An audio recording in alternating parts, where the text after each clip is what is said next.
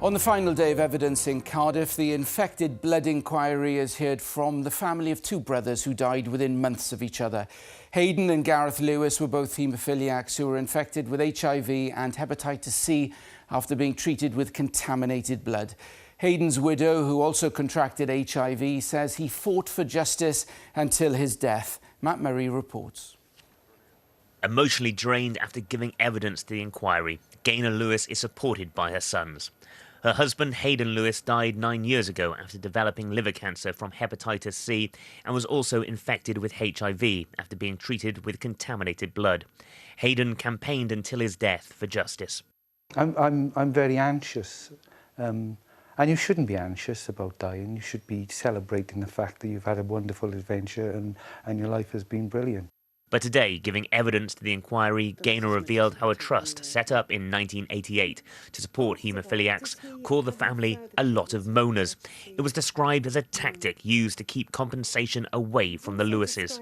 The inquiry heard Haydn from Cardiff had been informed of his diagnosis in February 1985, though he had first tested positive for the condition 6 months earlier without being told.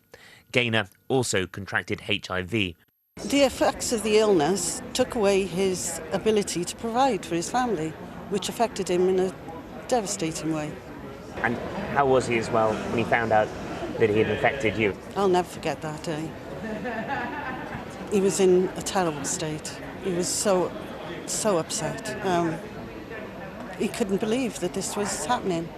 Just 7 months after Haydn's death, his brother Gareth died in December 2010 after a massive stroke. Their sister, Bev Tumelty, told me how Gareth had been diagnosed with HIV in 1984 and hepatitis C in 1993. He had struggled mentally with the diagnosis and it resulted in 2 divorces. But he too campaigned relentlessly for justice and this inquiry.